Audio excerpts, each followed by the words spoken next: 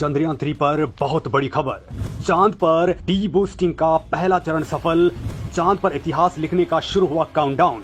चंद्रयान 3 ने चांद के पास लगाया इंजन पर तगड़ा ब्रेक और देखते ही देखते हो गया बड़ा खेल। जी हां दोस्तों, स्पेस साइंस की दुनिया में भारत के इसरो ने एक और बड़ा इतिहास रच दिया है। मिशन चंद्रयान 3 ने चांद के बेहद पास अचानक से ब्रेक लगा करके पहली बड़ी डी बूस्टिंग की प्रोसेस को कंप्लीट कर लिया है, वो भी 100% एक्यूरेसी के साथ में। मतलब दोस्तों, चंद्रयान 3 ने चांद की सतह पर उतरने से पहले एक बड़ी कामयाबी गेन कर ली है। इसके साथ ही दोस्तों, इसरो ने अपने कैमरों से चांद के ऊपर कुछ ऐसा नजारा देखा है कि पूरी दुनिया हैरान है। ये तस्वीरें अब दुनिया में तहलका मचा रही हैं। दोस्तों, यकीन मानिए कि इसरो को जैसे ही ये बड़ी कामयाबी हाथ लगी है, वैसे ही इसरो दफ्तर में खुशी का माहौल छा गया है और ये आपका सीना भी गर्व से 56 इंच का कर देगी। तो दोस्तों, इस वीडियो में इसरो की इसी बड़ी कामयाबी पर बात होगी कि आखिर चंद्रयान 3 के इंजन में इसरो ब्रेक कैसे लगा रहा है, कैसे चंद्रयान 3 की चाल बदल गई है। आखिर चंद्रयान 3 के कैमरों ने वो क्या देख लिया है जिस पर पूरी दुनिया की नजर टिक गई है।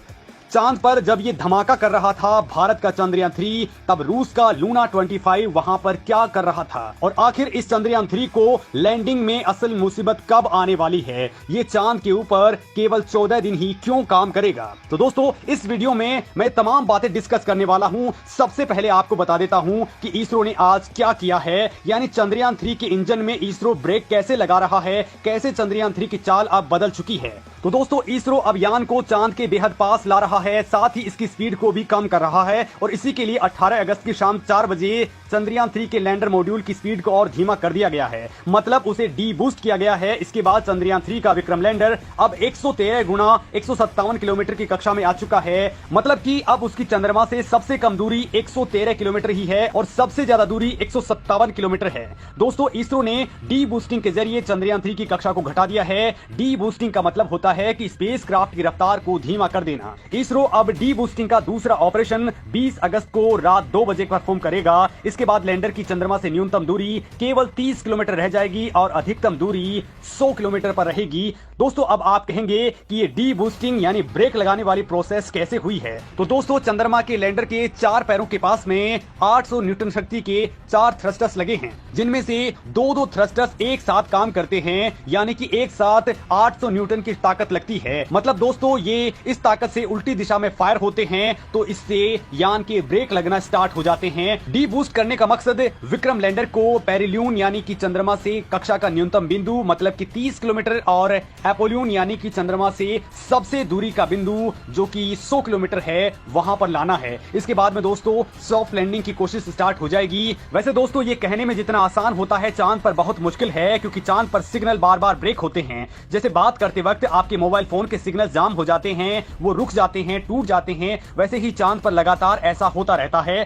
साउथ पोल पर यह स्थिति और ज्यादा भयंकर हो जाती है और ऐसी पोजीशन में आप सोचिए कि एक छोटा सा गलत कमांड भी क्या कबाड़ कर सकता है। लेकिन दोस्तों, इसरो ने यह काम सफलतापूर्वक अंजाम दे दिया है और इसी दौरान इसरो ने अपने कैमरों को भी एक्टिवेट कर दिया है। और दोस्तों, इसी दौरान आखिर चंद्रयान 3 के कैमरों ने वो क्या देख लिया है जिस पर पूरी दुनिया की नजर टिक चुकी है।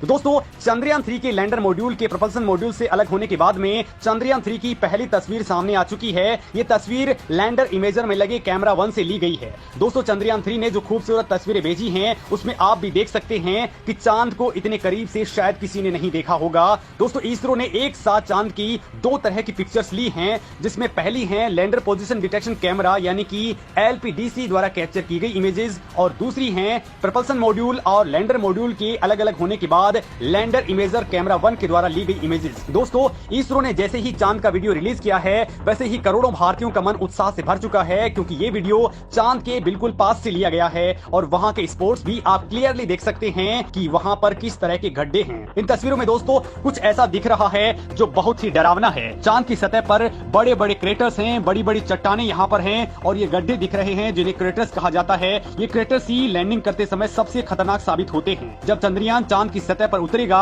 उससे पहले वो लगातार चंद्रमा की सतह की तस्वीरें लेता रहेगा।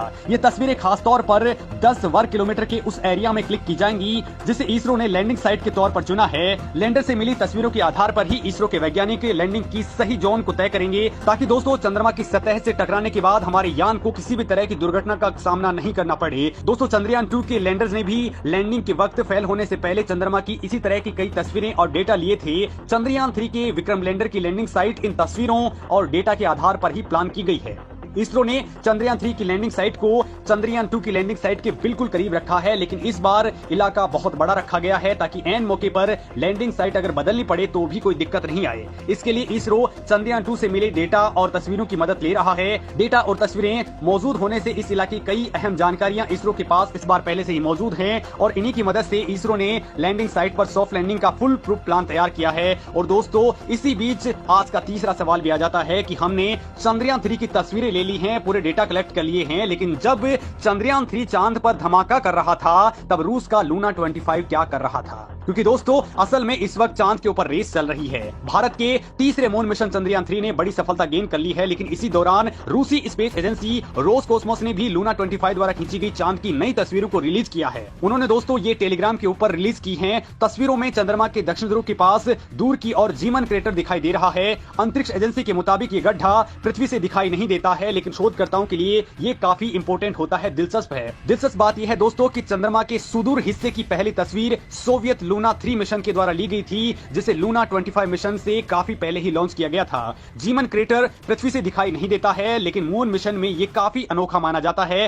दोस्तों इसको समझने में रिसर्चर्स की काफी रुचि है। इसके चारों ओर शाफ्ट की ऊंचाई अपेक्षाकृत सपाट तल की सतह से 8 किलोमीटर ऊंचाई तक जाती है। जीमन क्रेटर चांद पर बना बड़ा सा गड्ढा है जो कि चंद्रमा के दक्षिण ध्रुव के पास में मौजूद है। दोस्तों रूस का यान इस वक्त 100 किलोमीटर के ऑर्बिट में चक्कर लगा रहा है और ये 21 अगस्त को लैंडिंग के लिए उतरने वाला है। इसके 2 दिन बाद यानी कि 23 अगस्त को भारत का चंद्रयान 3 भी दक्षिण ध्रुव पर सॉफ्ट लैंडिंग करेगा। और दोस्तों इसी दौरान इसरो को बड़ी दिक्कत आने वाली है, लेकिन यहां पर सवाल यह है कि आखिर चंद्रयान 3 को लैंडिंग में असल मुसीबत क्या आने वाली है? ये 14 दिन ही चांद के ऊपर क्यों काम करने वाला है? तो दोस्तों इसका जवाब यह है कि अब हमारा यान 20 अगस्त को अपनी कक्षा को बदल करके 30 किलोमीटर वाले ऑर्बिट में पहुंच जाएगा और दोस्तों इसी कक्षा के अंदर वो आने वाले 2 से 5 दिनों तक रहने वाला है। इसरो की मौजूदा कैलकुलेशंस के हिसाब से 30 किलोमीटर की ऊंचाई में लैंडिंग प्रोसेस स्टार्ट हो जाएगी। तब लैंडर की स्पीड को 1680 मीटर प्रति सेकंड से 2 मीटर प्रति सेकंड पर लाना होगा। ये लैंडिंग यान में 4 थ्रस्टर्स के माध्यम से होगी। इसमें एक थ्रस्टर्स की पावर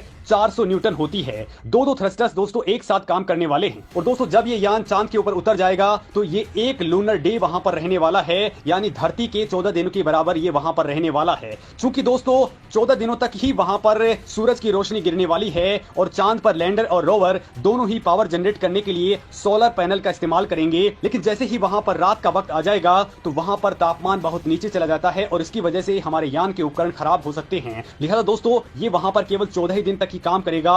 और दोस्तों इस वक्त चांद पर रात का वक्त चल रहा है और 23 तारीख को सूर्योदय होने वाला है, यानी भारत यहां केवल एक ही दिन काम करेगा और ये केवल 14 दिन का होने वाला है।